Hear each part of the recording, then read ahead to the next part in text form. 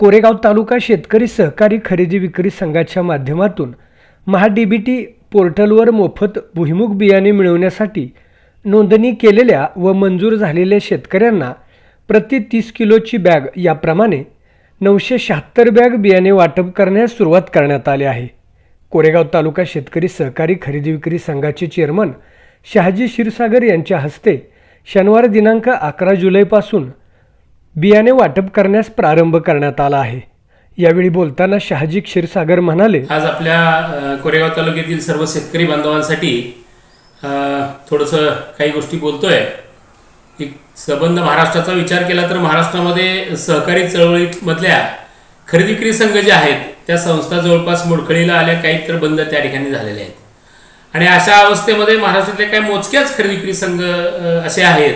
की जे वेगवेगळ्या व्यवसायाच्या माध्यमातून त्या ठिकाणी तग धरून राहिलेले आहेत। त्यांनी पूर्वीपासूनच काही वेगळे व्यवसाय सुरू केले आणि त्या माध्यमातून येणाऱ्या उत्पन्नातून त्या ठिकाणी ते चांगल्या पद्धतीने त्या ठिकाणी सुरू आहे। वास्तविक पूर्वी जिल्हा मध्यवर्ती बँकेचं जे सोसायट्यांना कर्ज वितरण व्हायचं त्याच्यामधून लिंकिंग पद्धतीनं खत विक्री करण्याचं काम हे खरेदी विक्री संघाकडे असायचं आणि त्यामुळं आपोआप मोठ्या प्रमाणामध्ये व्यवसाय व्हायचा आणि त्या माध्यमातून त्या ठिकाणी संघाचा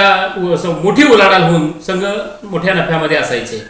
परंतु कालांतरानं शासनाचे निर्णय झाले आणि 100% सोसायटीमार्फत शेतकऱ्यांना त्यांच्या खात्यावर पैसे द्यायला सुरुवात झाली। मग त्यांनी खतं घ्यायची नाही घ्यायची, कुठली घ्यायची, कशी घ्यायची ती त्यांच्यावर डिपेंड त्या ठिकाणी राहिलं आणि तेव्हापासून खऱ्या अर्थानं खरेदी विक्री संघांना ही त्या ठिकाणी गळती लागली आणि संघ मोडकळीला आले। आम्ही आता जे विद्यमान संचालक मंडळ आमचं आहे त्यापूर्वीच्या संचालक मंडळाने सुद्धा चांगलं काम या संघामध्ये केलेलं आहे। परंतु ज्यावेळेला आमचं संचालक मंडळ आलं त्यावेळेला कोरेगाव तालुका खरेदी विक्री संघ जवळपास बंद अवस्थेत त्या ठिकाणी होण्याच्या याच्यावर आला होता आणि कोरोनाचं संकटही त्या ठिकाणी मोठं येऊन गेलं होतं। मोठा आर्थिक भार त्या ठिकाणी या संघावर त्या ठिकाणी आला होता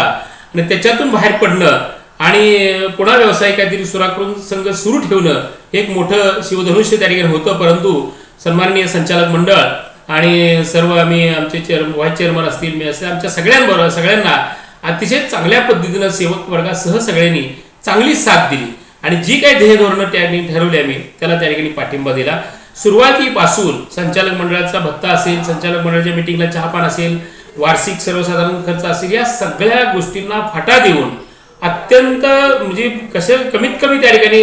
आपल्याला खर्च होऊन चांगल्या पद्धतीने चालवता येईल ही भूमिका आमच्या संचालक मंडळाने गेल्या 3.5 वर्षामध्ये घेतली। मी आपल्याला आवर्जून सांगेल की शेतकऱ्यांना आपण जास्ती प्रमाणामध्ये मोठ्या प्रमाणामध्ये खतं त्या ठिकाणी पुरवणं हा कितीही मनात असलं आपण एका वेळेला म्हणतो की असं करूया तसं करूया, पण त्या सगळ्याला पैसा हे लागतो आणि मग भांडवल उभा करणं ही काही सोपी गोष्ट नाही। कुठल्या कर्ज उभा करायचं म्हटलं तर ते शक्य नाही आणि असलेल्या उपलब्ध भांडवलामधूनच त्या ठिकाणी ही प्रक्रिया चालू करून आम्ही सर्व शाखा ह्या गेल्या 2-3 वर्षामध्ये चांगल्या पद्धतीने चालू ठेवले आहेत, किमान चालू ठेवले आहेत। फार मोठ्या प्रमाणात खत विक्री करण्यासाठी साठा आम्हाला देता येत नाही, अजून पण प्रयत्न चालू आहेत आमचे, तरी पण या तालुक्यामध्ये 6000 सभासद आहेत या शेतकरी खरेदी विक्री संघाचे आणि त्या सभासद शेतकऱ्यांना अन्य सुद्धा काही सुविधा उपलब्ध हव्यात म्हणून त्या ठिकाणी गेल्या 2 वर्षामध्ये पहिल्या वर्षी साधारण 750 टन आणि गेल्या वर्षी 350-400 टनाच्या आसपास सोयाबीन आधारभूत किमतीनं सोयाबीन खरेदी त्या ठिकाणी करण्याचं धोरण हे खरेदी विक्री संघानं केलं। त्याचं केंद्र त्या ठिकाणी आम्ही घेतलं आणि इथं मोठ्या प्रमाणामध्ये सोयाबीन खरेदी केलं। शेतकऱ्यांना चांगल्या पद्धतीचा चांगला भाव देण्याचं काम संघाच्या वतीनं केलं। त्यामध्ये फारसा नफा संघाला मिळाला असा भाग नाही, परंतु शेतकऱ्यांचा फायदा झाला ही भूमिका आमची त्या ठिकाणी सातत्यानं महत्वाची होती। आज आपण जर बघायचं आजच्या दिवशी भुईमूग या पिकाचं त्या ठिकाणी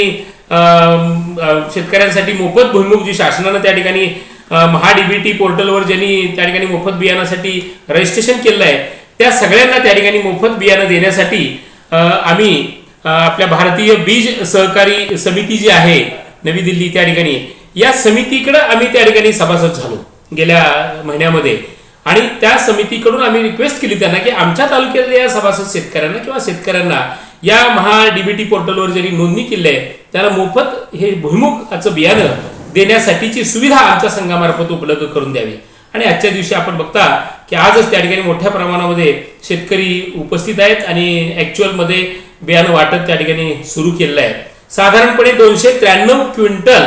हे बियाणं संघाकडे येतंय। बरंचसं बियाणं आता आलंय, काही ऑन रोड आहे ते पण पोचेल आणि यामधून 976 बॅग, एक बॅग 30 किलोची आहे, 976 बॅग त्या ठिकाणी इथं उपलब्ध होतील आणि त्या ज्या ज्या शेतकऱ्यांनी या पोर्टलवर त्या ठिकाणी नोंदणी केली आहे त्या सगळ्या शेतकऱ्यांना आमच्या संघाच्या सेवकांकडून त्या ठिकाणी पद्धतशीर त्या ठिकाणी लाईन लावून त्यांना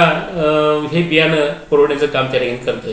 एकूणच मी आवर्जून हे आवाहन किंवा हे का सांगतोय तर जे काही संघाकडे उपलब्ध आहे त्याचा जास्तीत शेतकऱ्यांनी लाभ घ्यावा आणि त्या माध्यमातून आपली ही संस्था जी तालुक्याची एक प्रमुख संस्था ज्याला म्हणतो आपण, जसं बाजार समिती आहे तसा हा खरेदी विक्री संघ आहे आणि या संस्थेच्या माध्यमातून जेवढं जास्तीत जास्त आम्ही चहा सुद्धा त्या ठिकाणी जे संघाच्या मार्फत चहा जो आपण घरगुती घरात वापरतो तो सुद्धा त्या ठिकाणी या संघामार्फत काही शाखांमध्ये विक्रीची आम्ही व्यवस्था त्या ठिकाणी केलेली आहे. एकूणच मला सांगण्याचा अर्थ असा की विविध उपक्रमाद्वारे विविध व्यवसायाद्वारे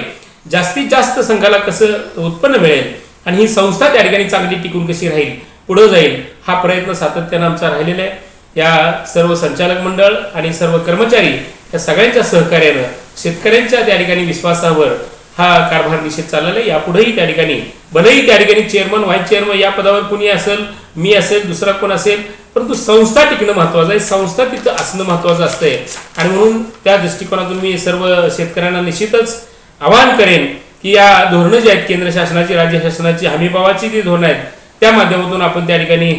संघाच्या या प्रक्रियेला मगाशी मी सांगितलं की गेल्या वर्षी सोयाबीन 4188 क्विंटल त्या ठिकाणी हमीभावाचं हे सोयाबीन त्या ठिकाणी आम्ही खरेदी केलं रब्बी हंगामामधलं. त्यामुळे एवढ्या मोठ्या प्रमाणामध्ये त्या ठिकाणी कोट्यावधी रुपये त्या ठिकाणी शेतकऱ्यांना आपण वाटतोय. बाजारामध्ये आपण बघितलं असेल, मी काही व्यापाऱ्यांना 2 दिवशी अशातला भाग नाही, परंतु बाजारामध्ये 4000 रुपये जर खरेदी जर असेल तर शासनाच्या वतीनं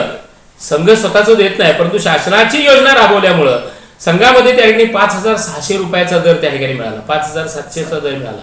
5800चा दर मिळाला. म्हणजे एवढा मोठा डिफरन्स प्रति क्विंटल शेतकऱ्यांना 1200-1500 रुपयेचं जादा दर देण्याचं काम ही भूमिका आम्ही ह्या अवस्थेत सुद्धा घेतली. म्हणजे मी हे का आवर्जून सांगतोय तर आपली संस्था अडचणीत आहे, पण तरी सुद्धा ह्या गोष्टी आपण का कराव्यात तर शेतकऱ्यांना याचा लाभ व्हावा आणि ते शेतकरी ज्या विश्वासानं या संस्थेचे सभासद झाले आहेत, ज्या विश्वासानं या संस्थेकडे बघतात तो त्या ठिकाणी त्यांना चांगल्या पद्धतीचा लाभ व्हावा असा हा प्रयत्न केला. मी निश्चितपणे या पुढच्या कालखंडामध्ये ही संस्था आणि चांगल्या पद्धतीनं भांडवल उभारण्यासाठी प्रयत्न करून आम्ही नाफेडच्या वतीनं नाफेडनं सुद्धा देशातल्या 200 संस्था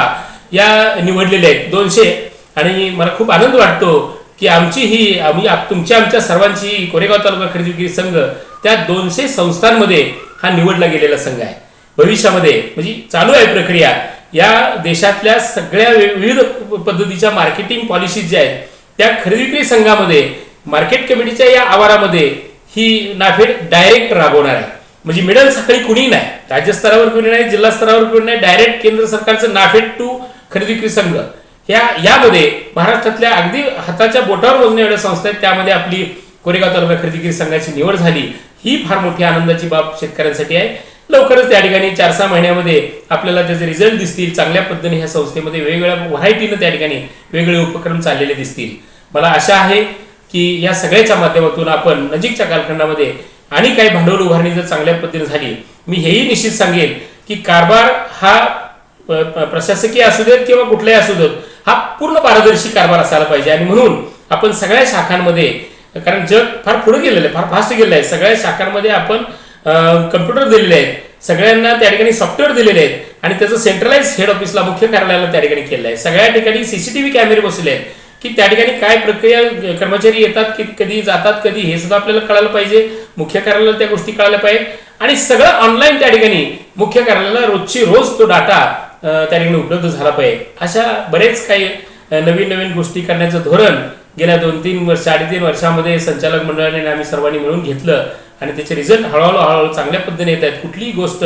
एक चांगली करायची म्हटलं तर थोडा कालावधी हा जातो त्यासाठी आणि म्हणून मला आशा आहे की पुढच्या नजीकच्या कालखंडामध्ये कोरेगाव तालुका खरेदी विक्री संघ हा अतिशय चांगल्या पद्धतीनं पुन्हा एकदा उभारी येईल आणि सर्वांना त्या ठिकाणी सर्व प्रकारच्या चांगल्या सुविधा माझ्या शेतकरी सभासद बांधवांना त्या ठिकाणी मिळतील हे अशा या निमित्त व्यक्त करतो. ज्यांनी या DBT पोर्टलवर त्या ठिकाणी DBT पोर्टलवर आपल्या शेंगाच्या बियाणाची नोंदणी केली त्या सर्व शेतकऱ्यांना मी विनम्र असं अभिवादन करतो की आपण लवकरात लवकर ते बियाणं त्या ठिकाणी कोरेगावच्या मार्केट कमिटीच्या इथे जे संघाचं गोडाऊन आहे मुख्य गोडाऊन त्या गोडाऊनमधून आपण येऊन त्या ठिकाणी घेऊन जावं अशी सर्वांना या निमित्तानं विनंती करतो आणि थांबतो.